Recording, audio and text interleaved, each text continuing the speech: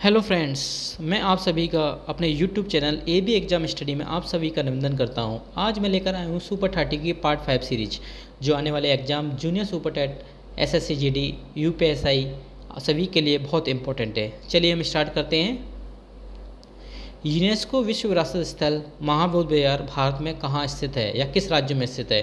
वह भारत के बिहार राज्य में स्थित है। क्वेश्चन नंबर 2, 2011 की जनगणना के अनुसार भारत के किस राज्य में जनसंख्या घनत्व सबसे अधिक है? यहाँ पर पूछा गया है जनसंख्या घनत्व पूछा गया है, तो उसका आंसर हमारा होगा बिहार राज्य में सबसे अधिक है। दूसरे नंबर पर जनसंख्या घनत्व है वह पश्चिम बंगाल में। लेकिन सबसे अधिक 2011 में जनगणना के अनुसार किस राज्य की जनसंख्या सबसे अधिक थी?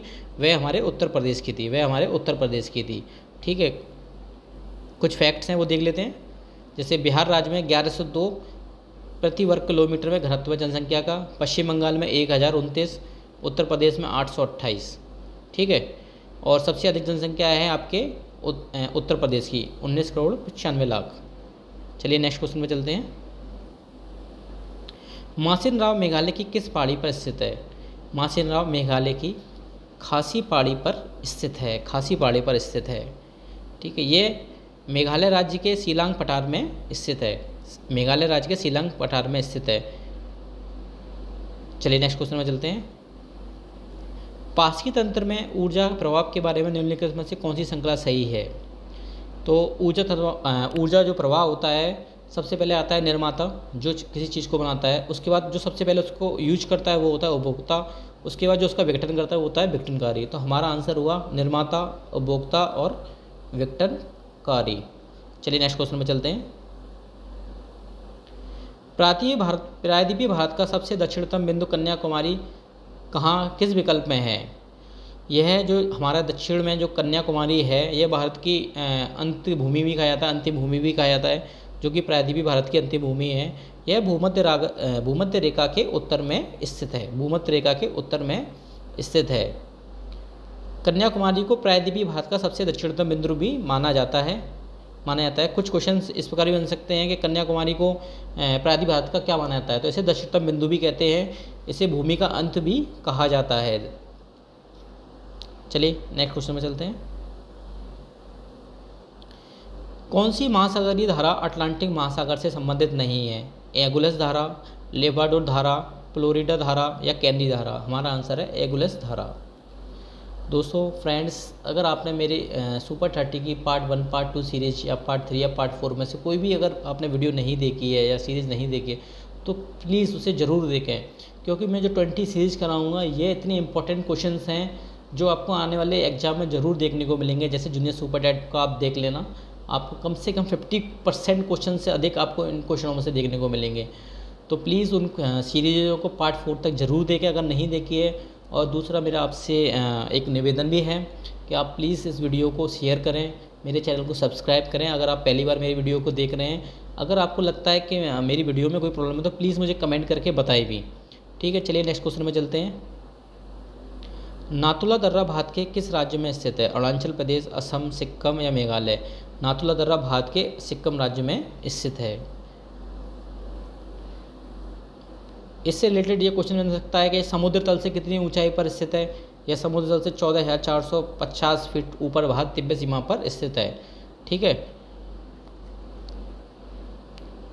चलिए नेक्स्ट क्वेश्चन पे चलते हैं।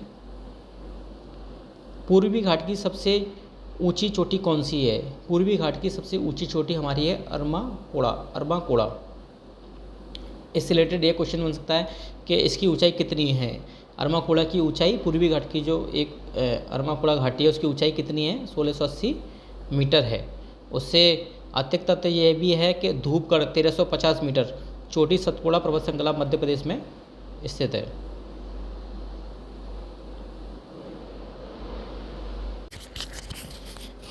योजना आयोग की स्थापना भारत सरकार द्वारा किस वर्ष की गई थी? योजना आयोग की जो स्थापना की गई थी वह प्रधानमंत्री नरेंद्र मोदी जी द्वारा मार्च 1950 में की गई थी। मार्च 1950 में। अभी योजना आयोग को नीति आयोग में बदल दिया गया है, जिसके अध्यक्ष हमारे श्री माननीय नरेंद्र मोदी जी हैं। सबसे पहले 15 मार्च 1950 को प्रधानमंत्री जवाहरलाल नेहरू ने इसकी स्थापना की थी। इसका ये आपसे क्वेश्चन भी ये भी पूछा सकता है कि योजना आयोग के कार्य क्या क्या हैं। तो ये देश में जो संसाधन होते हैं उनको संतुलित करना होता है, तकनीकी राष्ट्रीय पूंजी सबों का लेखा जोखा अपने पास रखना होता है, गरीबी का निर्धारण करना, मतलब गरीबी को कैसे कम किया जाए, देश को डेवलप कैसे किया जाए, ये सभी योजना आयोग के कार्य हैं। चलिए नेक्स्ट क्वेश्चन में चलते हैं। भारतीय संविधान में स्वतंत्रता का सिद्धांत निम्नलिखित में से किस देश से लिया गया है? जो स्वतंत्रता का सिद्धांत है हमने वो फ्रांस देश से लिया है। इसके कुछ अलग फैक्ट्स हैं जो हम देख सकते हैं कि हमने फ्रांस से क्या क्या लिया है।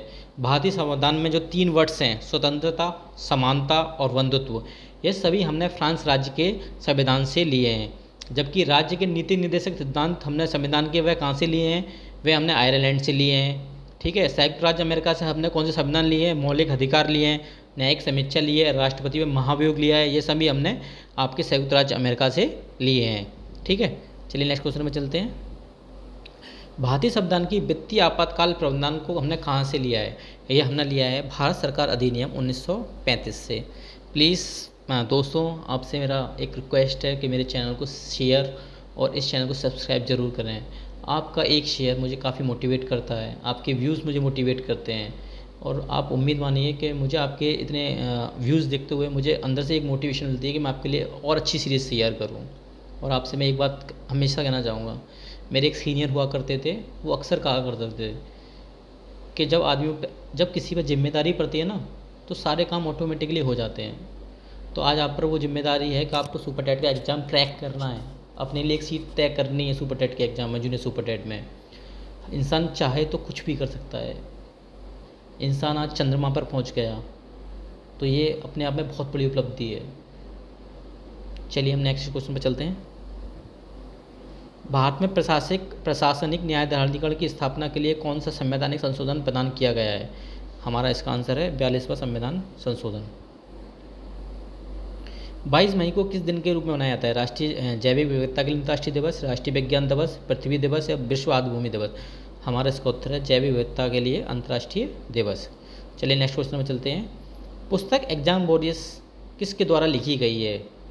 यह मोस्ट इम्पोर्टेंट क्वेश्चन है, यह आपको देखने को एग्जाम में मिलेगा। यह पुस्तक एग्जाम वॉरियर्स जो हमारे प्रधानमंत्री जी हैं नरेंद्र मोदी जी के द्वारा लिखी गई है। उपन्यास लेखक मिल्कमैन हैं, उसके लेखक कौन हैं? अरुंधति रॉय, अन्ना वंश, किरण देसाई या हिलर मिटलर? हमारा आंसर है अन्ना वंश। चलिए नेक्स्ट क्वेश्चन में चलते हैं। सौरभ चौधरी किस खेल से संबंधित हैं? मुक्केबाजी, क्रिकेट, निशानेबाजी, कुश्ती? सौरभ चौधरी संबंधित हैं निशानेबाजी से। आइए इनसे रिलेटेड हम कुछ क्वेश्चन और देख लेते हैं। इन्होंने पहली बार जो स्वर्ण पदक कब जीता था? वह एशियाई खेलों में सबसे कम उम्र के भारतीय स्वर्ण पदक विजेता थे। सबसे कम उम्र के भारतीय स्वर्ण पदक विजेता थे। यह निशानेबाजी से संबंधित हैं।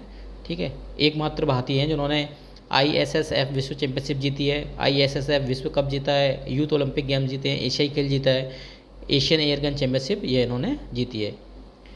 किस राज्य में भारत का 100वां हवाई अड्डा बनाया गया है? स्थित है? प्रधानमंत्री नरेंद्र मोदी ने सितंबर 2018 में सिक्किम राज्य में भारत का 100वां हवाई अड्डे की स्थापना की थी। यह सिक्किम राज्य का पहला हवाई अड्डा था। कर्नाटक का लोक नृत्य कौन सा है? कर्नाटक का लोक नृत्य यक्षगान है। कांचीपुरम में कैलाशनाथ विश्व मंदिर, जिसमें आंतरिक दीवारों पर चित्रों के साथ मूर्तिकला है, का निर्माण किसके द्वारा किया गया है? यह किया गया है नरसिंह वर्मन द्वितीय के द्वारा। महाकाव्य बुद्ध चरित्रम किसने लिखी है? महाकाव्य बुद्ध चरित्रम लिखी है हमारे अश्वघोष जी ने। भारत में राष्ट्रीय खेल दिवस कब बनाया जाता है? भारत में राष्ट्रीय खेल दिवस बनाया जाता है 29 अगस्त को। दोस्तों, अगर आपको ये वीडियो अच्छी लगी हो और आपको लगा हो कि मैंने आपके लिए थोड़ी मेहनत की है, तो प्लीज़ आप मेरे लिए इसे एक बार शेयर कर दें।